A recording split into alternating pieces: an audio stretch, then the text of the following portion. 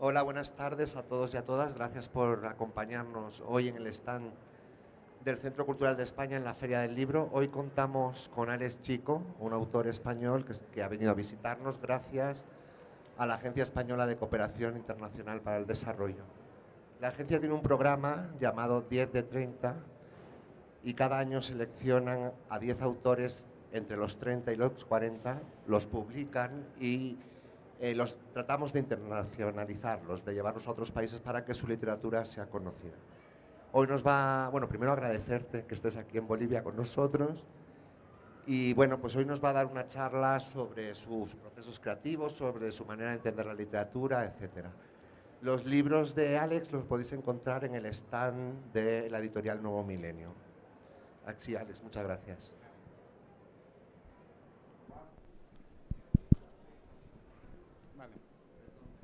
De apuntar que mañana a las 6 de la tarde Alex estará firmando libros también en el stand de Nuevo Milenio.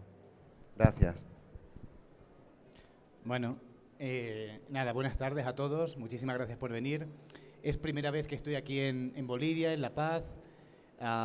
Como decía Juan, efectivamente vengo invitado por un programa que se llama 10 de 30, que elige, según el criterio del jurado, claro, los que ellos consideran 10 autores que deben internacionalizar un poquito más, que estén entre la franja de edad 30 y 40 años. Hay que decirlo todo. A mí cuando me galardonaron con ese premio, aún estaba en los 30, ya no. Es decir, ya pasó. Pero bueno, en todo caso, por culpa de la pandemia, digamos, ¿no? Porque este viaje tenía que haberse hecho hace un par de años, se ha retrasado ahora. No pensaba que finalmente pudiera venir, al final ha sido toda una sorpresa que me llamaran para decir que efectivamente se ha retomado el viaje de Bolivia. Antes estuve en Paraguay y para mí es un placer enorme, ¿no? Es decir, yo suelo decir que de la literatura no se come, pero sí se bebe y sí se viaja, ¿no? Y es un placer enorme saber que un libro tuyo, unos libros tuyos, una obra tuya, te puede permitir estar en un lugar como este y conocer una ciudad como esta, ¿no? Y nada, y por supuesto dar las gracias de la manera más efusiva e intensa al Centro Cultural de España en La Paz, a Juan por el trato. Ha sido todo, desde que he llegado, exquisito, o sea que un placer enorme, ¿no? Y por supuesto también a Marcelo por hacerme el hueco en Nuevo Milenio. Y bueno, es un placer también encontrar estos libros míos en la feria y demás, ¿no? Bien, en principio, de lo que íbamos a hablar hoy, o de lo que yo podía contar hoy, era de mi experiencia un poco como trabajador, entre comillas, en lo que a difusión literaria se refiere, ¿no? Difusión cultural se refiere, ¿no? Entendido a esta como, pues no sé, como profesor de literatura, como director de una revista que se llama Quimera, una revista española, como docente, etcétera, etcétera, ¿no? Y bueno, os hablaré un poco, 4 o 5 cosas, si queréis luego, si hay alguna pregunta, estaría muy bien que compartir con vosotros algún tipo de opinión, ¿no? Porque a veces lanzo algunas preguntas que no tengo del todo resueltas en torno a la crítica literaria y al trabajo del escritor, y si hay alguien que se anime y quiera participar con alguna intervención sería fantástico, ¿no? Mirad, decía un paisano mío, un autor también de Extremadura, yo soy de Extremadura, del oeste de España, tocando con Portugal, Javier Cercas, decía que lo más apartado, lo más distinto de la literatura era ser profesor de literatura, ¿no?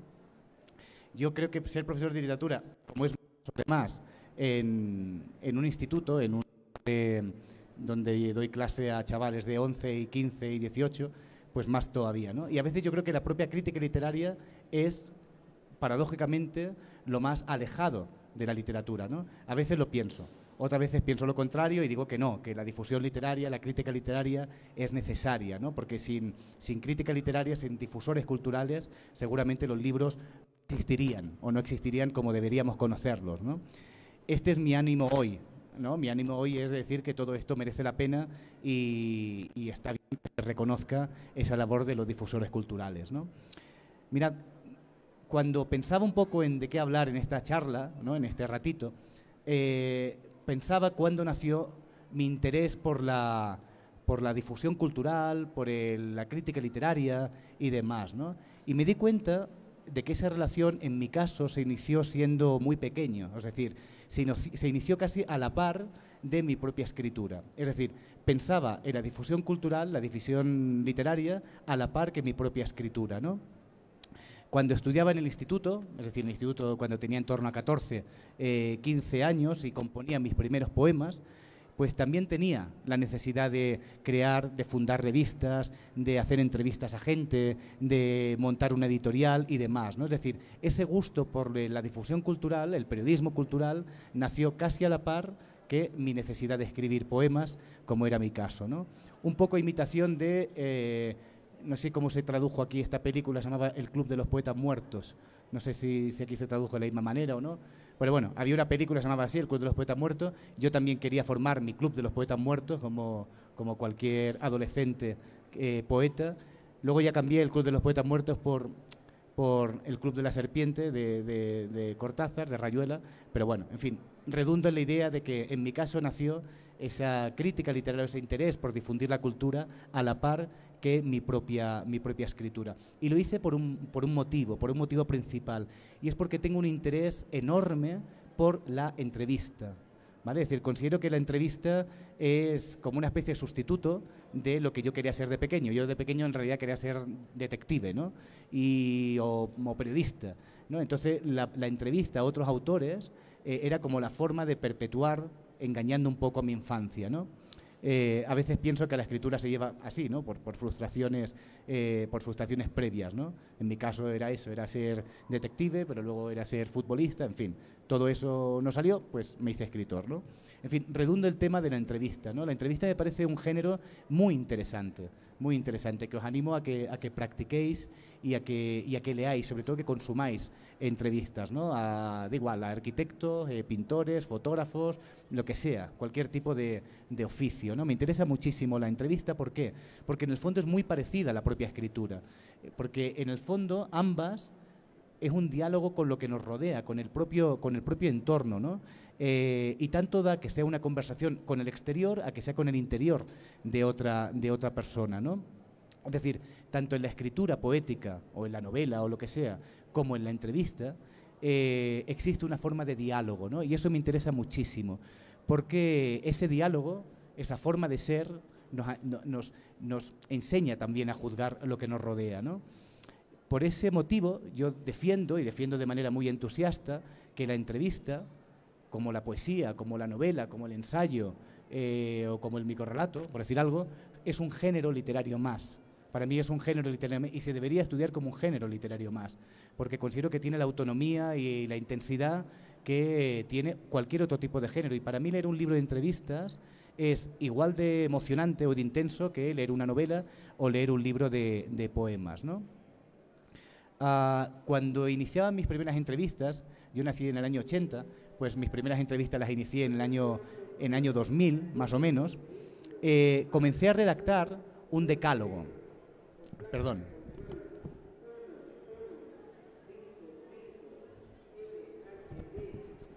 Cuando comencé a hacer mis primeras entrevistas en el año 2000, más o menos, redacté un decálogo, ¿sí? Un decálogo que yo llamé Decálogo del Buen Entrevistador.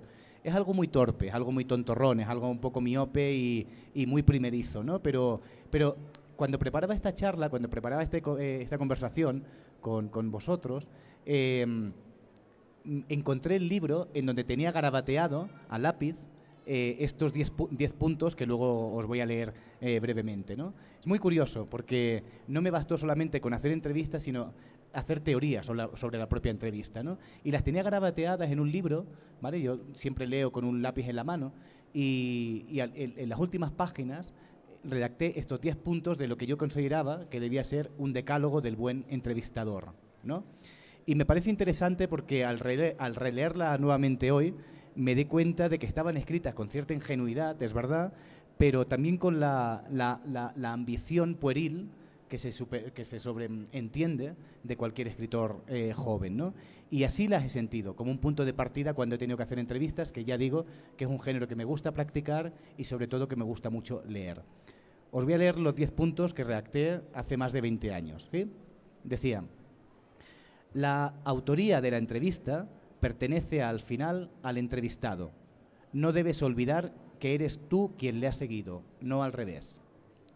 La entrevista es una forma de crítica literaria a la que añadimos nariz, ojos y boca. 3. Intentar que el entrevistado brille, no que deslumbre. Hazle hablar en sombra, pero que no se apague. 4. No busques preguntas geniales, sino cuestiones que provoquen genialidad. 5. Si días más tarde te vuelves a encontrar con el autor entrevistado y ya no te recuerda, no te preocupes. Ten confianza en que algún día podrás recordarle ese olvido. 6. No formules preguntas sin respuesta. Puedes acabar solo. 7. Por mucho que te moleste, ninguna pregunta es imprescindible. Las respuestas, sí. 8. La fórmula de Charles Baudelaire aquí no funciona. Evita ser sublime sin interrupción.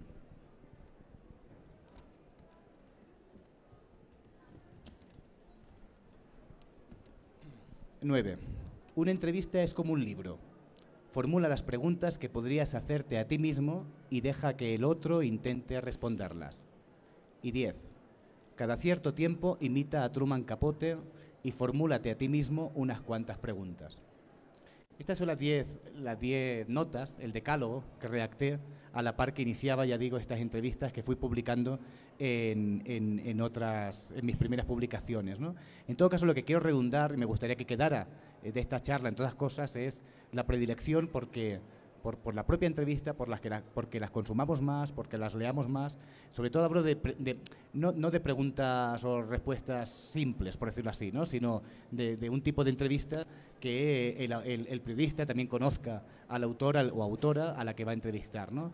Y además lo digo porque tengo confianza o la convicción de que el futuro de la literatura pasa por las conversaciones que decidamos mantener con sus autores, ¿no? Porque si no es imposible que la literatura continúe, ¿no? Mirad, hablando un poco más de mi propia biografía, no quiero hablar solo de mí, pero sí que de mi propia experiencia, a lo mejor se puede sacar alguna cosa. Recuerdo que en el instituto, cuando yo tenía 14 o 15 años, fundé una revista que se llamaba La Voz Juvenil. Luego vinieron otras, en la universidad fundamos otra con 3 amigos que se llamaba Kafka, en homenaje obviamente al escritor. De esta experiencia conocí cosas muy interesantes, muy bonitas y también muy desagradables. Las bonitas pues son evidentes, ¿no? Es una revista que me permitió trabajar codo con amigos, es una revista que me permitió contactar con gente, ver cómo funcionaba la impresión, cómo funcionaba la maquetación, cómo funcionaba montar apartados dentro de una entrevista. Eso me aportó mucha información, pero también me aportó algo desagradable, que es el tema de cuando uno dirige una revista, el tema de los favores de ida y vuelta, ¿no? Es decir, de los 3 que llevamos la revista, uno utilizaba nuestra publicación pues para publicar en otros sitios, ¿no? Entonces ahí me di cuenta de cómo a veces la propia revista o el material de uno puede ser también algo que alguien pueda, ¿no? Aprovecharse de eso, ¿no? Y ahora estoy en la dirección de una revista, se llama Quimera, es una revista que se inició en el año 1980, fundada por un intelectual de Barcelona que se llama Miquel Riera. Miquel Riera fundó una revista, se llama Quimera, ya digo, cuyo primer editorial fue firmado por Octavio Paz y por la que han pasado un montón de autores y autoras y fotógrafos, desde Susan Sontag hasta Borges, hasta Cortázar, hasta Italo Calvino, es decir, gente de primer orden, Vargas Llosa, etcétera, ¿no?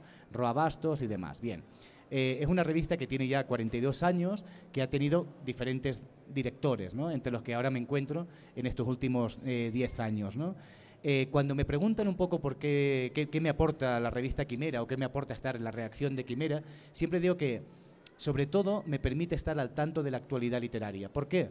Porque nos llegan muchos libros, ¿vale? Nos llegan cantidad ingente de libros y eso nos permite estar en contacto con la actualidad literaria, porque si no, de otra forma sería muy difícil para mí llegar a muchísimos libros, ¿no?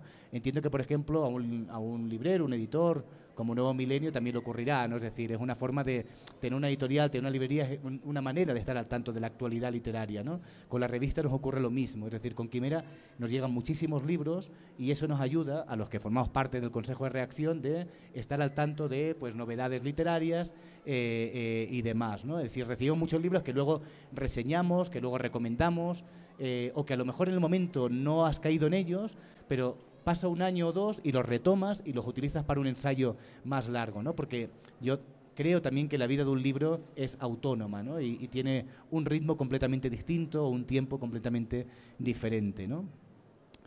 ¿Qué más? Me gusta mucho, ya digo, participar en Quimera, también porque publico artículos, coordino dosieres y eso también te da mucha posibilidad para entablar conversaciones pues, con otros escritores a los que les pides. Por ejemplo, yo he coordinado en Quimera, el último que coordiné fue sobre Barcelona y su relación con la literatura, ¿no? Bueno, pues eso te permite contactar con escritores, charlar con ellos, hablarle del proyecto, que escriban algo sobre la ciudad, etcétera, ¿no? Y llegar a conocer a gente realmente interesante, ¿no? Y así.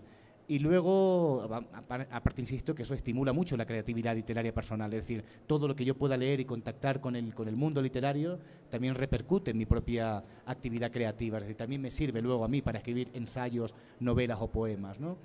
Y si algún día fundáis o formáis parte de una revista, el único consejo que os daría, o el consejo que yo daría ahora mismo, sería, y parece un consejo muy naif, muy tontorrón y muy simple, pero de verdad que creo que es así, que es llevaros bien con la gente con la que forméis parte de ese consejo de redacción. Esto, que parece una perogrullada, una tontería, no lo es tanto. Si la revista Quimera funciona con la dirección, con el consejo de redacción que llevamos 10 años, 4 amigos, es porque seguimos siendo amigos, porque nuestras reuniones de consejo de redacción son francamente divertidas. Empiezan hablando de literatura, empiezan hablando de libros que han llegado, empiezan hablando de distribución, pero acaban pues bebiendo, pues cenando, pues charlando y tal, ¿no? Y esto que parece una perogrullada, una tontería, casi algo, una redundancia decirlo, a mí me gusta insistir en eso. Es decir, es imposible, o yo no he encontrado la manera, de trabajar en grupo en una revista si no existe buena relación entre los miembros de ese consejo de redacción. Para mí no existe, o yo no lo he conseguido, ¿no? También me gustaría hablaros de, a ver, cuando uno está en una revista también tiene que estar al tanto, ¿no? de otro tipo de publicaciones, de otro tipo de revistas y tal, ¿no? Yo destaco algunas más antiguas que hay en España, muy pioneras, muy canónicas, Revista de Occidente, Ínsula, que son grandes revistas de hace mucho tiempo. Hay otras más actuales que funcionan muy bien, Librújula, Paraíso, Clarín, Cuadernos hispanoamericanos. Hay otra que fue fundada por un escritor peruano que yo admiro mucho, que se llama Gustavo Faverón. Gustavo Faverón fundó hace un año, si no me equivoco, una revista digital que tiene el loable empeño de acercar autores de un lado y de otro, desde Estados Unidos hasta Latinoamérica, hasta España, ¿no? Esta revista se llama La Vaca Multicolor, un homenaje a Friedrich Nietzsche, ¿no? Y me gusta mucho esa revista de Gustavo Faverón, un escritor peruano que os animo desde ya a que lo leáis, sobre todo una novela que se llama Vivir Abajo, una novela maravillosa, ¿vale? Pues él fundó esta revista y a nosotros, los que participamos en ella, nos permite conocer propuestas editoriales pues de autores latinoamericanos, ¿no? Por ejemplo, y ellos también españolas. Y esto es para mí otro de los puntos también fundamentales, que los autores iberoamericanos, que los autores que compartimos lengua, que compartimos el castellano, compartimos el español, debemos conocernos mucho más de lo que realmente lo hacemos, porque compartimos la lengua, pero estamos incomunicados, y esto no lo termino ni de entender ni de compartir, ¿no? Cualquier propuesta que se haga en ese terreno, como por ejemplo esta, y hay otras muchas, La Vaca Multicolor y demás, yo siempre las recibo y las aplaudo, ¿no? Y eso también me gustaría pues destacarlo también, ¿no? Bien, la situación actual de las revistas, desde mi punto de vista, desde mi labor como crítico, como editor o como director de una revista, es que en la actualidad hay un panorama enorme, amplio, amplísimo de propuestas editoriales o propuestas sobre todo de revistas, ¿no? Hay un panorama muy amplio. ¿Eso es bueno y es malo? Pues es bueno y es malo. Hay muchos peros en todo eso, ¿no? Por ejemplo, a la par que la gran profusión de revistas que ha habido, el trabajo del escritor también se ha precarizado mucho, ¿no? Hay una autora que a mí me gusta mucho, española, se llama Remedios Zafra. Ella escribió un libro que se llama El entusiasmo y ella habla precisamente de que buena parte de las cosas que hacemos en el terreno cultural, artístico, lo hacemos por entusiasmo. Es decir, porque se supone que tenemos que estar en esa publicación, porque se supone que tenemos que participar en tal antología o en tal proyecto. Ese entusiasmo a veces debilita mucho la situación del escritor, ¿no? Y creo que ese trabajo en precario, esta profusión que hay de publicaciones y demás, creo que no ha ayudado mucho a dignificar la labor del escritor, ¿no? Creo que también mejoraría mucho la crítica literaria si no estuviera tan pendiente de determinados criterios económicos. A veces hay ciertas editoriales que parecen dirigidas no por un editor o un director literario, sino por el departamento de marketing directamente, ¿no? Diciendo, pues pensando lo que ellos creen que va a funcionar literariamente, a qué público va, a qué target tiene, qué tipo de lector va a encontrar, y ya está, es decir, una especie de novela a la carta, ¿no? Creo que eso también está empeorando la labor de la crítica, ¿no? Cuando a veces muchas revistas tienen muchas hipotecas, ¿no? Sus críticos, sus profesionales tienen demasiadas hipotecas con determinados intereses editoriales. Creo que eso no nos ayuda demasiado, ¿no? ¿Por qué? Porque hay libros a los que se le ha dado, como diría coloquialmente, mucha bola, mucha atención, y no lo merecen, y otros autores y libros que han pasado sin pena ni gloria, desapercibidos, y sí que lo merecían, ¿no? Y esto a mí como lector, no tanto como crítico, no tanto como escritor, sino como lector, me da pena, cuando no rabia, ¿no? Y esto a mí me gustaría que se intentara, bueno, pues nivelar un poco y democratizar un poco más, ¿no? Mirad, la crítica literaria se ha expandido y se ha democratizado, ¿no? Hay un aumento de plataformas, ¿no? de altavoces para que alguien exprese su opinión sobre un libro. El origen de todo eso viene principalmente, yo creo que de una cosa llamada blog, que en su momento fue como algo muy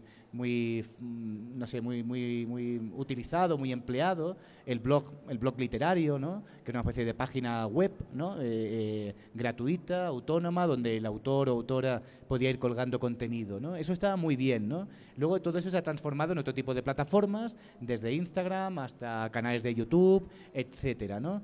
En donde nos encontramos que ha habido una gran democratización de la crítica literaria. Y hago la misma pregunta, y de verdad, si alguien tiene alguna respuesta en esto o quiere intervenir luego y comentarlo, yo lo agradezco, porque son preguntas que para mí no tienen respuestas unívocas, son temas que no tengo cerrados. ¿Es bueno o es malo que se haya democratizado esta crítica literaria? ¿Es bueno o es malo que haya muchas plataformas donde mucha gente exprese su opinión sobre los libros? Es evidente que esa democracia la recibimos, la aplaudimos y la festejamos, porque ya no hay un único canal que te dice lo que es bueno y es malo, lo que es canónico y no canónico, lo que pondera y no pondera.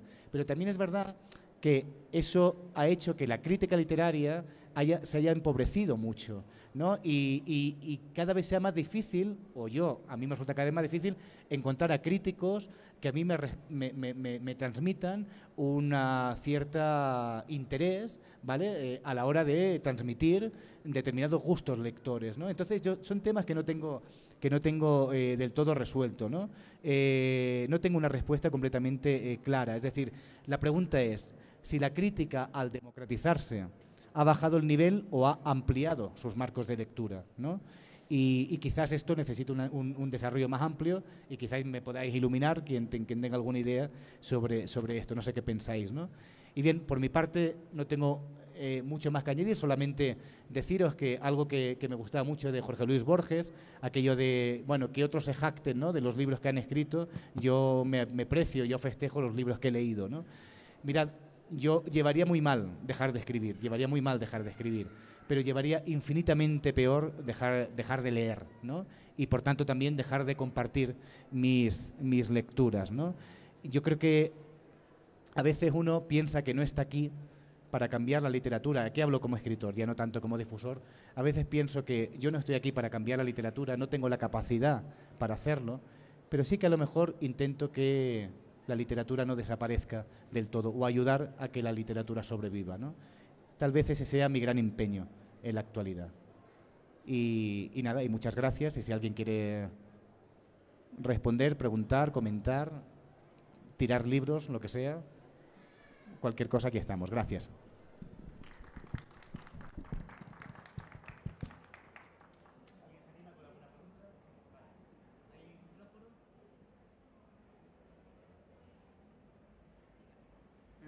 Sobre sus palabras finales, ¿usted cree que la literatura va a morir?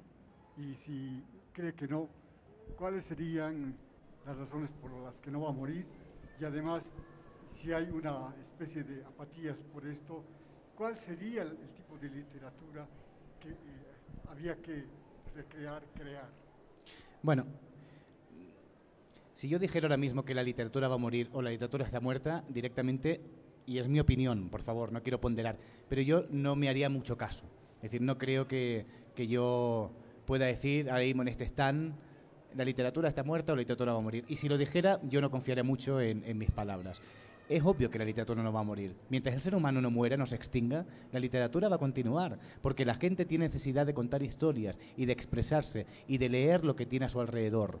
Y esa lectura de lo que tienes a tu alrededor siempre va a ser actual. Claro que puedes estar copiando los clásicos, claro que puedes estar plagiando directamente un texto de Shakespeare o de Dostoyevsky, pero tu mirada siempre va a ser actual, siempre va a ser novedoso, siempre va a ser algo original, que nunca en la historia anterior ha sucedido antes. O sea, lo original no es tanto buscar un cambio de la literatura, sino pararte, detenerte y observar lo que te rodea y tener la necesidad de explicarlo.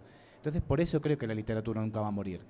¿Dónde está esa literatura? Pues ahí, en esas historias, en esa necesidad de contar, en esa necesidad que tenemos de comunicarnos y en esa necesidad enfermiza que tenemos de reflexionar sobre lo que nos sucede, y más hoy.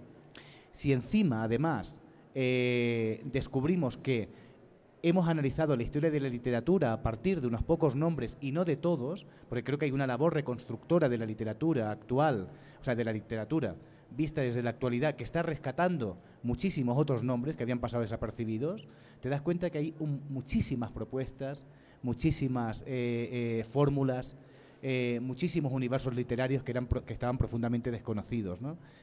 Y como esa revisión siempre va a estar ahí, por eso le auguro un futuro, no sé, quiero decir, infinito, hasta ya digo, hasta que el ser humano decida dejar de formar parte del planeta. Que también es verdad que a este paso, pues a lo mejor solo nos quedan 2 siglos de literatura porque nos quedan 2 siglos de especie, pero mientras el ser humano siga existiendo, la literatura no va a desaparecer nunca, y no tengo ninguna duda. Ahora, ¿qué formato se utilice?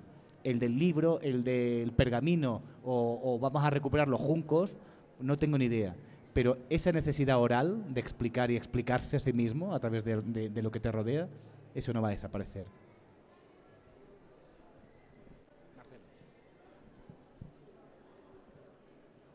Alex, yo tengo una pregunta, volviéndonos a los temas que has hablado, el tema de las entrevistas.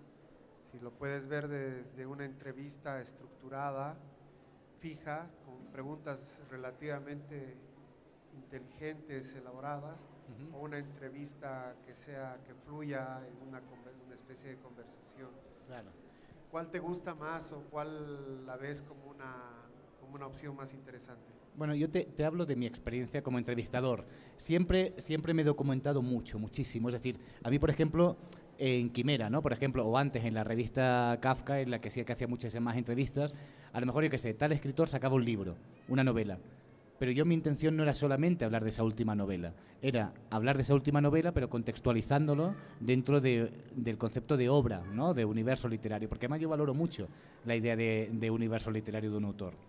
Es una cosa que me obsesiona. Hay gente que te dice, no, que cada libro pretende ser distinto, diferente al anterior. Yo defiendo lo contrario. Yo creo que cada libro es un eslabón de una misma cadena y es tu constelación un poco como autor, ¿no? Es decir, no entiendo tanta veces, no sé, radicalidad a la hora de romper con lo anterior, ¿no? Entonces, cada vez que he hecho entrevistas siempre ha sido una especie de tercer grado, ¿no? Es decir, de no solamente leer lo que tocaba para esa entrevista actual, sino también lo anterior, ¿no? Pero sí que es verdad que yo cometí un error también, y eso me da cuenta posterior y me da cuenta tarde, y es que precisamente por haberlas documentado tanto, a veces he estado más pendiente de esa documentación que de dejar fluir esa entrevista, y eso ha sido un error que yo he cometido mucho.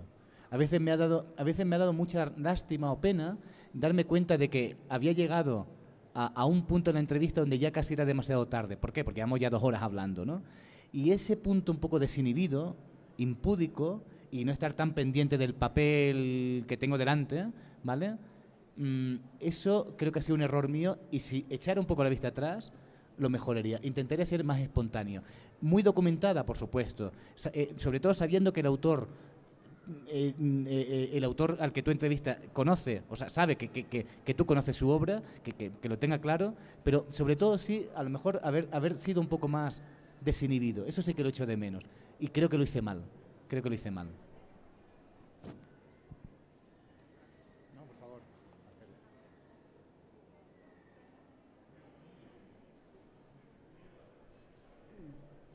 Una preguntita más para...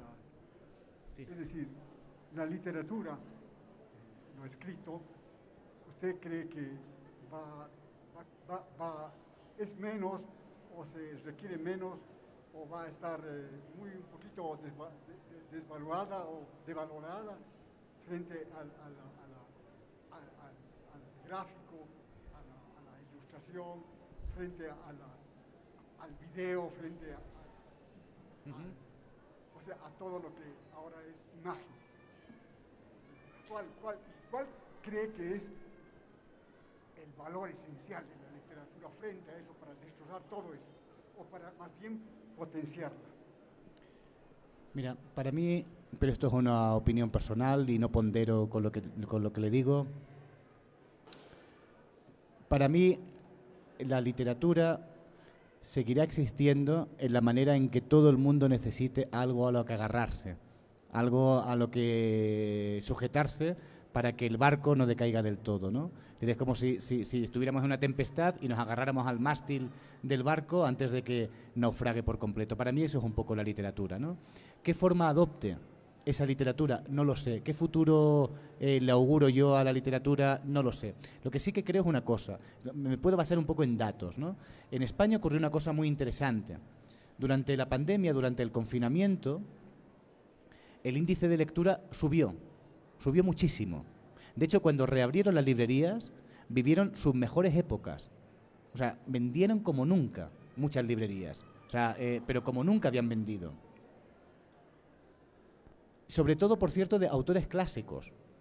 ¿Vale? Se vendía mucho Dostoyevsky, se vendía mucho Shakespeare, se vendía mucho, no sé, Baudelaire, no tengo ni idea. O Galdós, Cervantes y el Lazarillo de Tormes, por decir algo, no tengo ni idea.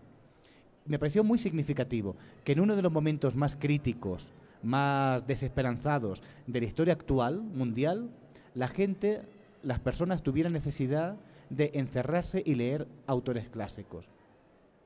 No se suponía que estamos en un mundo virtual, icónico, de pantallas, que había que interactuar, y luego resulta que retrocedemos a autores clásicos o autores y el índice de lectura sube mucho. También va a resultar significativo eso. No sé si es una respuesta, pero sí me parece un índice, un indicio, ¿no? Y un último ejemplo.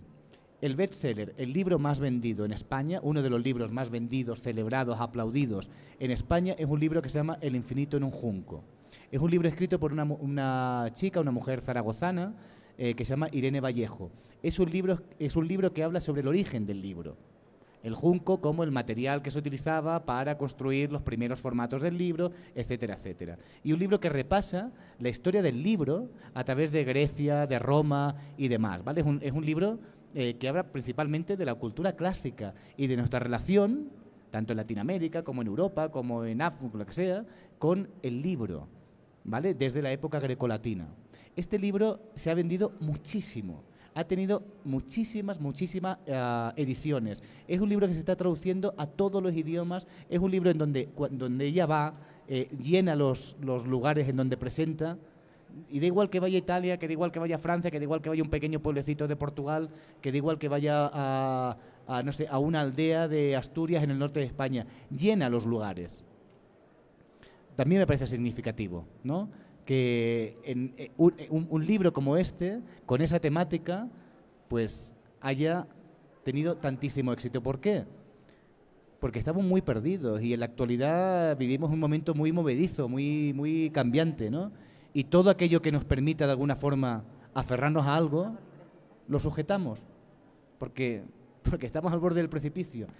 Por eso digo que no creo que haya nada que pueda sustituir a la literatura en libro. No lo creo, sinceramente.